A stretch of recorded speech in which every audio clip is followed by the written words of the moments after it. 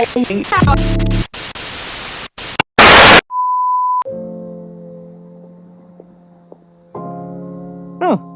hey, haven't seen you in a while.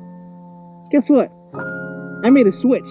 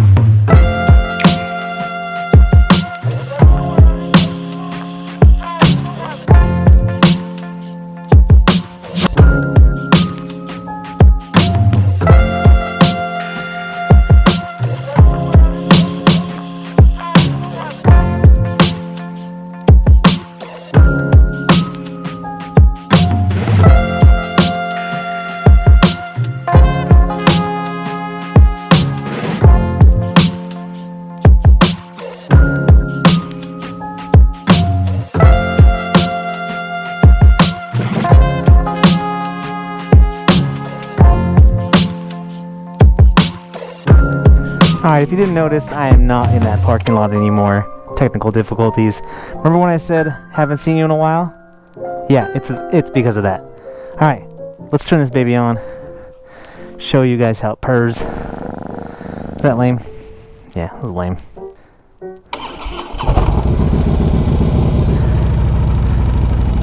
Ooh, we'll talk about this in another video.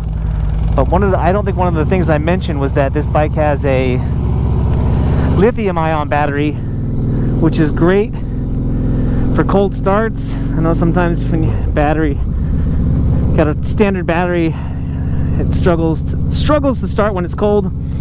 Not with this bike. This has got a lithium-ion battery, which is really nice. But guys, lots of other things that are nice about this bike. I gotta get back into the enthusiasm of it because that was all yesterday. We had some audio issues, but we're back and we're recording the rest of this video. But I'm just gonna go over the things that I was talking about in the video, which was we made a switch. We made a big switch, and I'm gonna talk about in this video why we made the switch, what went into it, and a little bit about the details of how it all went down. And I thank you guys for watching. Appreciate you guys sticking around. It's been a while since I posted regular content, and regular content is on its way because there are changes coming, life motorcycle changes that are coming that should make things interesting. So without any further ado, let's talk about the decision into trading the 2015 KTM Super Duke R, which was my bike for the last 5 plus years, and deciding to go back to a cruiser. And it's pretty simple, and I think this is probably the case with a lot of you riders out there that are trying to decide whether or not it's time to maybe change your riding style.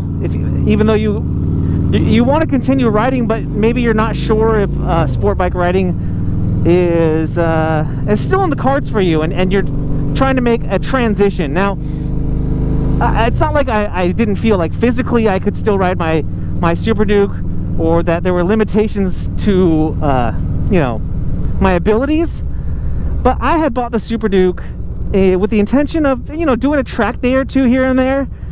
But after getting the bike and absolutely loving the bike, it's the coolest bike I've ever owned. Maybe it might be the coolest bike I ever own, until we get into something else later, and that's coming. That's a big surprise, so we'll just leave that cliffhanger out there for you. But that bike was so cool, and it's not that it was not a bike that I didn't want to own, but I had been in the process. I had gone through gone through owning 2 bikes at once before, and it just, one bike always gets neglected, and I think that I didn't want to be in a position where I own 2 bikes at once again and just not ride one or the other. So we decided to trade my KTM for another bike. So the plan was to trade the KTM for a brand new Moto Guzzi V7 Stone Special Edition. This was a bike I absolutely fell in love with. It was a bike that I wasn't sure about, but a friend of mine by the name of Sir Flesh Wound, that's not his real name, in case you were wondering, bought a V7, and I was able to get some crucial feedback, because the thing that stopped me about the V7 was, and Moto Guzzi in general, was that I don't know the brand. That's shaft driven, and you know, I was actually looking at getting a BMW R9T, but that bike kind of is just priced out of my range right now.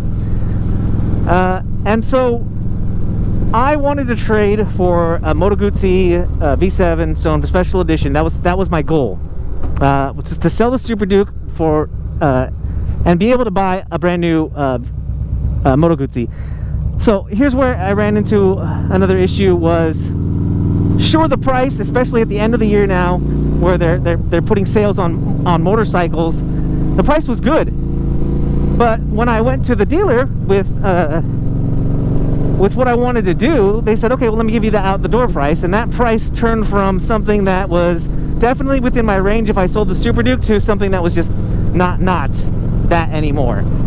I bought enough bikes at dealers to know, I should have known better. I should have known that I really wasn't going to be able to afford the brand new Moto Guzzi from the dealer, and that really, just because at this point I'm just kind of done buying bikes from dealers. Unless I win the lottery, unless I come into some money, I'm not going to be buying a brand new bike or any bike from a dealer in the future. After the whole experience with the Super Duke, and I'll leave a link to that video here, so you guys can reference that. It just soured me completely to buying bikes from dealers. Before that, I had bought a bike from a used bike dealer, my Fat Bob, and then the rest of my bikes, though, have been personal private sellers. And I just have had really good experiences with that, and this was no different. So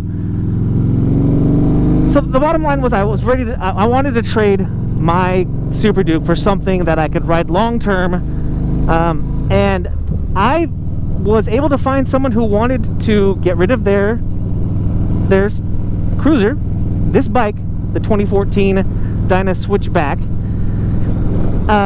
and was willing to trade straight up for my Super Duke. And it was just kind of, it was pretty awesome, because there was somebody out there who was willing to straight up trade their bike for my bike, and it was something I'd never done. It was something that the owner of this bike, which is me now, but the previous owner of this bike had never done either. But all we knew was that he wanted my Super Duke and I wanted this bike, and it was all in the cards, and it was a great experience. He had all the stock parts, which I'm trying to sell now, because I can't imagine ever putting stock parts on a bike like this after how gorgeous it looks, the way he's had it. And I've always had luck buying bikes that are already kind of like configured in the way that I want them, and I don't really have to do much.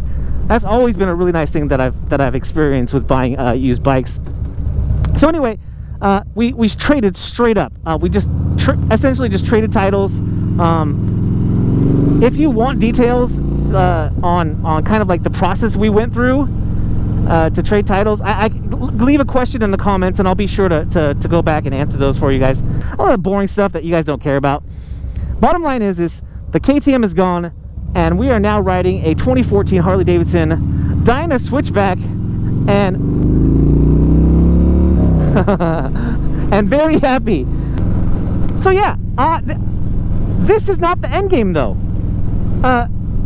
There are plans for the Switchback, and I'm not going to get into it. What I will say, though, is that it has nothing to do with making any modifications, because like I said, this bike is exactly the way I want it. What the heck is in the road here?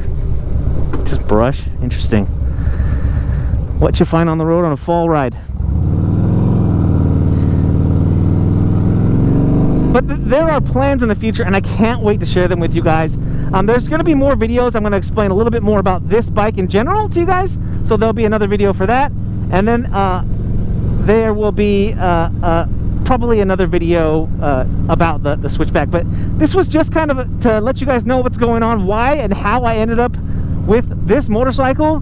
Probably this video is a little bit longer than the first time because I just had found more things I wanted to say than the first time I recorded it. But yeah, you guys, I'm stoked. I never thought I would own another Harley-Davidson, but the availability of this motorcycle, the ease in which I was able to acquire it, and just it's so cool. I mean, the Switchback is essentially, it's the Dyna version of the Sport Glide. And what I will say, and this is the last thing that I'll say before I stop talking, is that I prefer this version of quote unquote of the Sport Glide / Switchback. The bikes that you can configure and quick release your saddlebags and your windshield and all that, and make it into it's a freaking transformer. I bought a transformer, and I love that about that, because, you know, essentially I'm a guy who gets not bored, but my attention span is short. I'm sure that there are plenty of you guys out there that are the same way, but like, I want to switch things up, and I did. I got the Switch. I got the Switchback. I got a bike that I can configure in different ways. If I'm not feeling the front fairing, I can pop that off in just about 30 seconds. You know, if I want to ride with a passenger, I've got a backrest. If I want to throw the bags on, I can do that. And there are just different ways to configure this, and all different ways that I can customize this bike to look at the way I want it to for whatever reason or purpose that I'm riding. So that's all I've got, guys. I'm sure you guys have questions. If you do, make sure you leave them in the comments. If you like this video, make sure you hit that thumbs up down there, which is the like button. And if you haven't already, smash that subscribe button. Guys, if you're out there riding, please be safe. Be kind to one another. My name is Eric, back on the Harley. That'll make some of you happy. And I am out. Let's listen to this thing. Bye-bye.